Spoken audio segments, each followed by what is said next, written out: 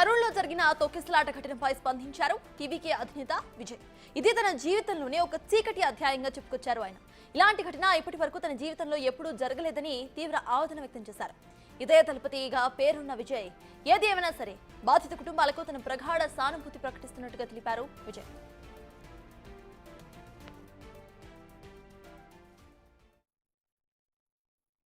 என் லைஃப்பில் இந்த மாதிரி ஒரு பெயின்ஃபுல்லான ஒரு சுச்சுவேஷனை நான் ஃபேஸ் பண்ணதே கிடையாது. மனசு முழுக்க வலி வலி மட்டும்தான்.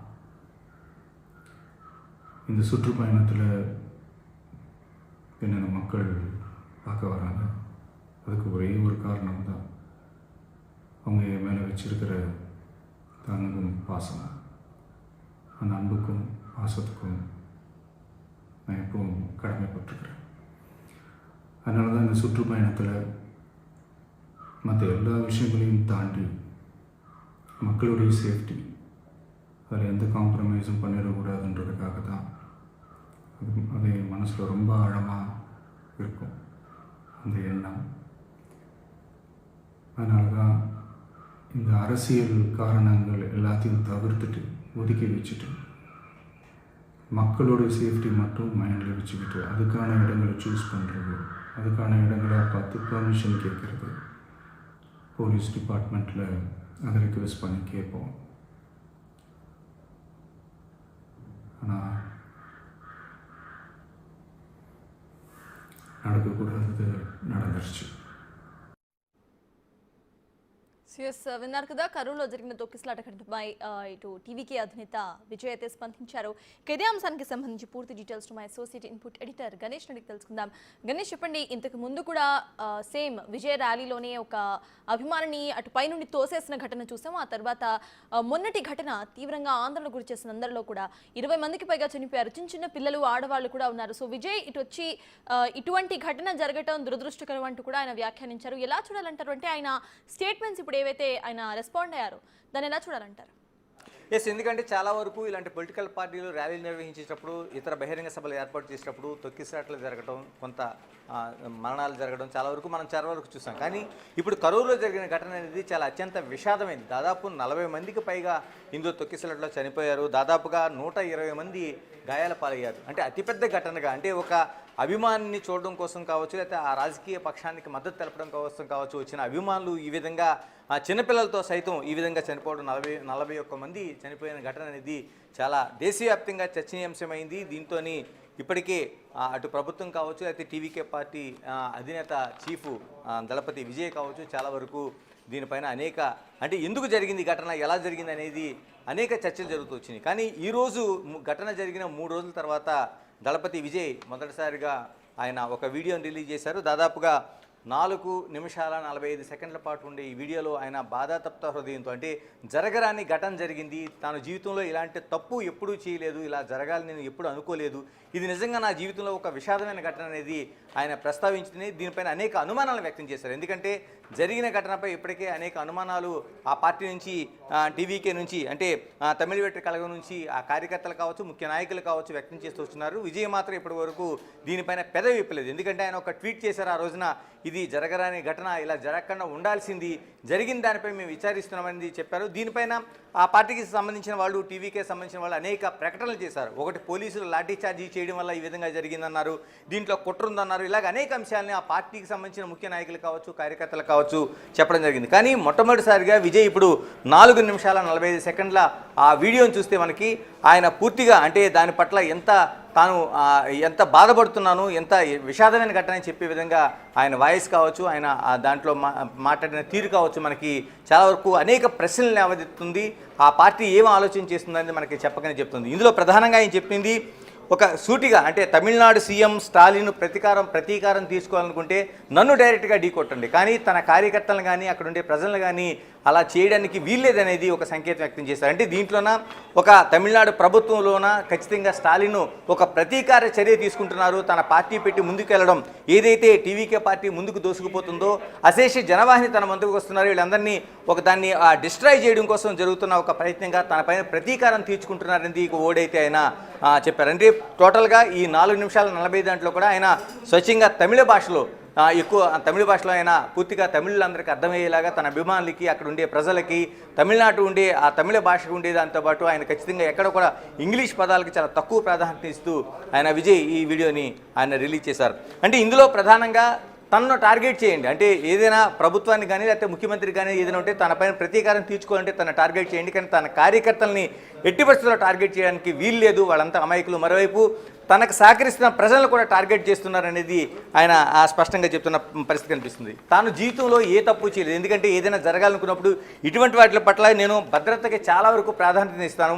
ఇప్పటి దాదాపుగా 5 సభలు జరిగినాయి, అనేక చోట్ల అనేక లక్షలాది మంది ప్రజలు వచ్చారు, ఎక్కడా కూడా ఇలాంటి ఘటన జరగలేదు. కానీ కరూరులోనే ఎందుకు ఈ తొక్కిసలాట జరిగిందనే దానిపైన ఆయన చెప్పకనే అనుమానం వ్యక్తం చేస్తూనే అనేక ప్రశ్నలు సంధించారు. ఎందుకంటే అక్కడ ఉండే ప్రజలకి, ఎవరైతే అక్కడ కరూరు ప్రజలకు అక్కడ ఉండే వాస్తవాలు అసలు ఏం జరిగిందనేది అక్కడ ప్రజలకు ఖచ్చితంగా తెలుసు అనేది ఒక అనుమానం అయితే విజయ్ వ్యక్తం చేశారు. ఎందుకంటే ఇప్పటికే ఆయన కార్యకర్తలు కావచ్చు, ముఖ్య నాయకులు కావచ్చు, ఏదో ఒక కుట్ర ఉందనే ఒక కోణంలో ఏదైతే మాట్లాడుతున్నారో దానికి మద్దతు పలికేలాగా మరోవైపు అక్కడ ఉండే స్థానిక ప్రజలకు ఖచ్చితంగా ఏం జరిగిందో తెలుసు అనేది దళపతి విజయ్ స్పష్టంగా చెప్తున్న మాటలు కనిపిస్తున్నాయి.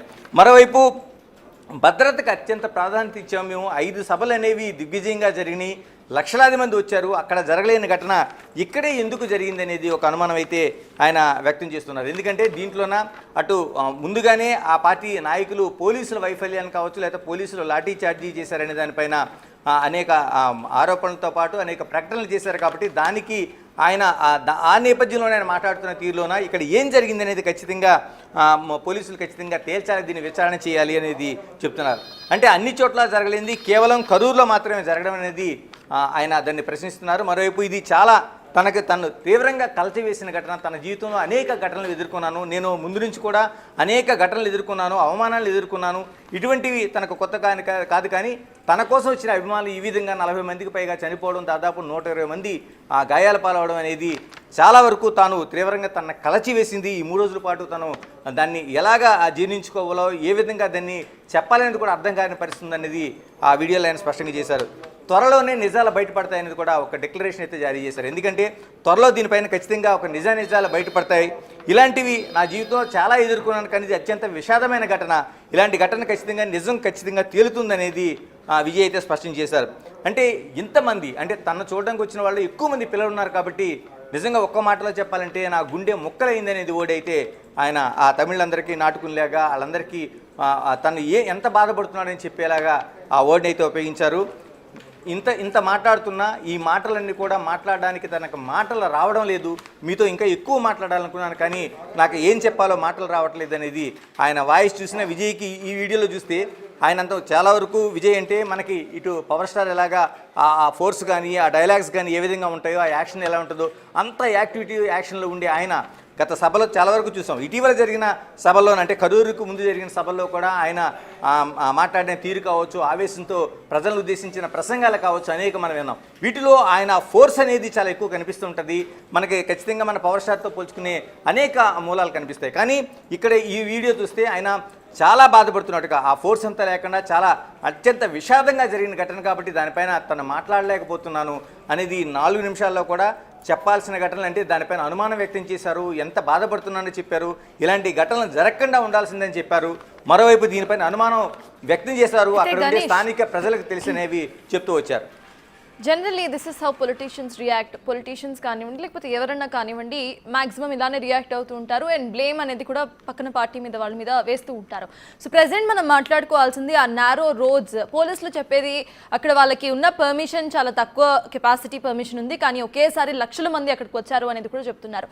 సో డోంట్ యూ థింక్, అంటే ఆ రెస్పాన్సిబిలిటీ అనేది తాను కూడా తీసుకోవాలి, ఇంతమంది వస్తారు అనే ఒక అంచనా ఉన్నప్పుడు మేబీ ఒక బిగర్ గ్రౌండ్ అలా ఏమైనా అక్కడ మీటింగ్స్ ఏర్పాటు చేసుకుంటే బెటర్గా ఉండేది అని ఏదో ఒక కోణంలో విజయ్ తరపు కూడా ఇటు తప్పు ఉన్నట్టుగా కనిపిస్తుంది అని అనిపించట్లేదా? ఎందుకంటే ఇందులో విజయ్ ప్రస్తావించిన ప్రశ్నల్లో ఎక్కడ కూడా తాను ముందస్తుగా పోలీసుల అనుమతి తీసుకున్నాను, అప్పటికే 5 సభల్ని దిగ్విజయంగా నిర్వహించాను, ఇంతకంటే ఎక్కువ సంఖ్యలో జనాలు వచ్చారనేది చెప్పడంతో పాటు ఆయన చెప్తున్న దాంట్లో ఇక్కడ ఎక్కడా కూడా అంటే ఉన్న జనాల కంటే తను అనుకున్న తీసుకుంటే పర్మిషన్ కంటే ఎక్కువ జనాభా వచ్చారని కానీ, అక్కడ సరైన ఏర్పాట్లు చేయలేకపోయామని కానీ, లేకపోతే అక్కడ ఆ సభకు బదులు ఇంకో చోట వేరే ప్లేస్ మారుస్తే బాగుండేదని కానీ, ఇటువంటి ఎలాంటి అనుమానాలు కానీ దానికి సంబంధించిన ఏవి కూడా ఆయన చెప్పలేదు.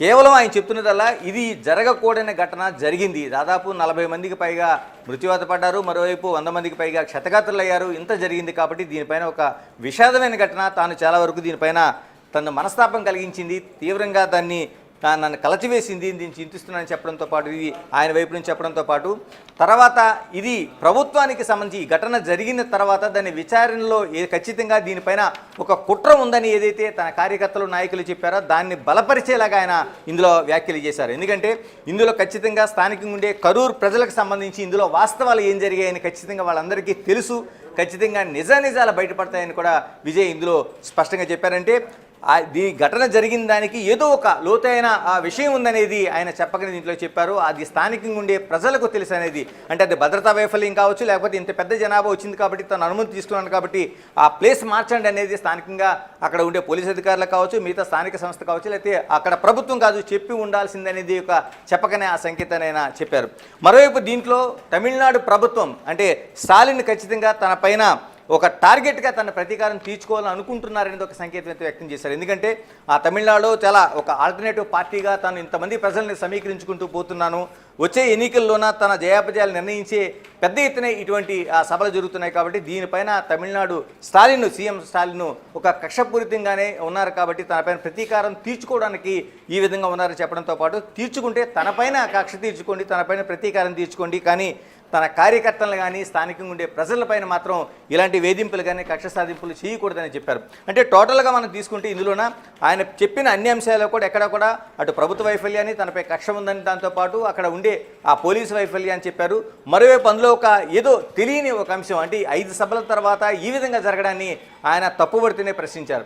ఇందులో అందుకని తన వైపు జరిగింది అనేది ఎక్కడ చెప్పట్లేదు. కాకపోతే చాలా వరకు మనం ఇలాంటి సభల్లో చూసాం, అటు రాజకీయ సభలు కావచ్చు, మిగతా సభలు కావచ్చు, అనేక సభల్లో ఇలాంటి తొక్కిసలాటలు అది క్రికెటర్ సంబంధించిన అభిమానులకు కావచ్చు, లేకపోతే భక్తులకు సంబంధించిన ఫిలిగ్రిమ్స్ సంబంధించిన ఘటనలు కావచ్చు, రెండు తెలుగు రాష్ట్రాల్లో కావచ్చు, లేకపోతే తమిళనాడులో కావచ్చు, కన్నడలో కావచ్చు, చాలా చోట్ల ఇటువంటి ఘటనలు జరిగాయి. ఇలాంటి ఘటనలు జరిగినప్పుడు అక్కడ స్థానికంగా ఉండే ప్రభుత్వాలు ఏం తీసుకుంటున్నాయనేది కూడా ఇప్పుడు చూడాల్సిన అవసరం ఉంది. ఎందుకంటే ఇలాంటి ఘటన తర్వాత ఇక మీదట ఇలాంటి రోడ్ షోలకు అంటే ఎంతమంది ప్రజలు వస్తున్నారు, ఇంటెలిజెన్స్ అనేది ఒక పూర్తి గణాంకాలు చేసే ఒక వ్యవస్థగా ఉంటుంది. అక్కడ స్థానిక పోలీసులు ఉన్నారు, ఎందుకంటే ఎక్కడెక్కడి నుంచి వచ్చేవాళ్ళు ఒక్కసారిగా ఆకాశం నుంచి ఊడిపడరు కాబట్టి వాళ్ళు ప్రయాణించే వాహనాలు కావచ్చు, వచ్చే అన్ని క్యాలిక్యులేషన్స్ వాళ్ళ దగ్గర ఉంటాయి. అంటే ఒక ప్రదేశంలోన ఇప్పుడు కాదు, దాదాపు తెలుగు రాష్ట్రాల్లో కూడా గత 10 ఏళ్ళుగా మనం చూస్తున్నాం, తెలంగాణలో చూస్తున్నాం, అన్ని చోట్ల కోటల మీటింగ్లు కానీ, ర్యాలీలు కావచ్చు, ఇలా బహిరంగ సభల్లో కావచ్చు, లెక్కకు మించి సమీకరణ చేస్తున్న విధానం అయితే ఉంది. అంటే ఆ సమీకరణ చేసేటప్పుడే స్థానిక పోలీసులకి దీనికి సంబంధించిన పూర్తి సమాచారం ఉంటుంది కాబట్టి అక్కడ ఉండాలా వద్దా అనేది నిర్ణయించాల్సిన అవసరం ఉంది.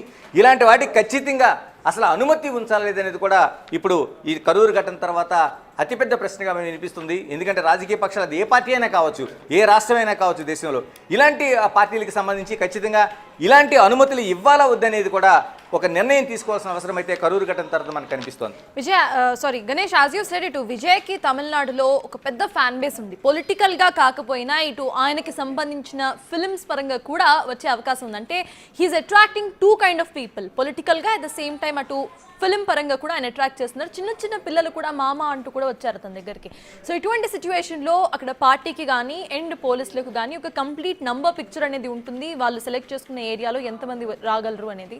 సో అట్లాంటి ఒక సిచ్యువేషన్ దగ్గర ఒక నారో రోడ్స్ అనే ఒక స్పేస్ను సెలెక్ట్ చేసుకోవడాన్ని ఎలా చూడాలి? At the same time CM Stalin ఇమీడియట్గా రెస్పాండ్ అయ్యారు, but Vijay took some time, ఆ తర్వాత ఆయన రెస్పాండ్ అయ్యారు. దీన్ని ఎలా చూడాలి?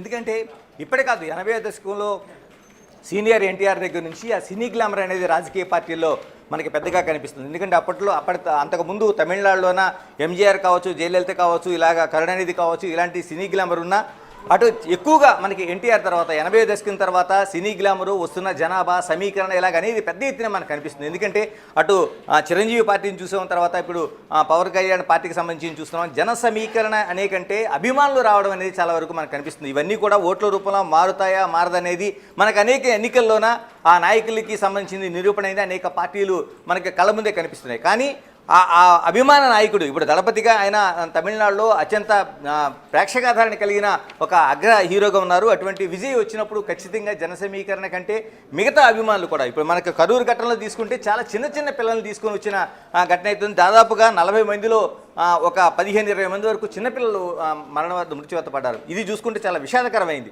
ఎందుకంటే ఇలాంటి ఘటనలో ఇప్పుడు చాలా వరకు రాజకీయ పార్టీలు కావచ్చు, వీళ్ళు ముందుగా అనుమతి ఇచ్చినప్పుడు పలానా సెంటర్ పలానా చోట పలానా టైం అని చెప్తారు. కానీ ఆ పలానా సెంటర్ అనేది నిర్దిష్టంగా ఉంటుంది, టైం అనేది వాళ్ళ క్యాలిక్యులేషన్ అనేది ఖచ్చితంగా ఉండదు. ఎందుకంటే టైంకి ఆ రోజు 6 గంటలకు రావాల్సి వచ్చినప్పుడు ఉదయం నుంచి ఒక 3-4 సభలు ఉన్నప్పుడు అన్ని చోట్ల నుంచి రావాల్సిన అవసరం ఉంది. కాబట్టి అక్కడ నుంచి ఆ రవాణా సౌకర్యం కావచ్చు, లేకపోతే మిగతా చోట్ల ఉండే ఆ టైం డిలే కావచ్చు, ఇవన్నిటిలోన 6 గంటలంటే 6 గంటలకి ఖచ్చితంగా సభలు ప్రారంభమయ్యే పరిస్థితి ఎక్కడ కూడా ఏ రాజకీయ పార్టీలు కూడా కనిపించదు మనకి.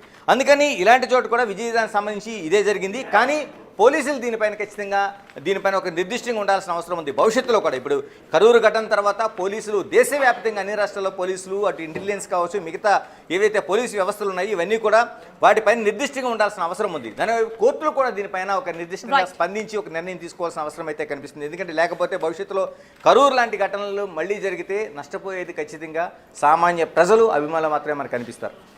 Yes, thank you Ganesh.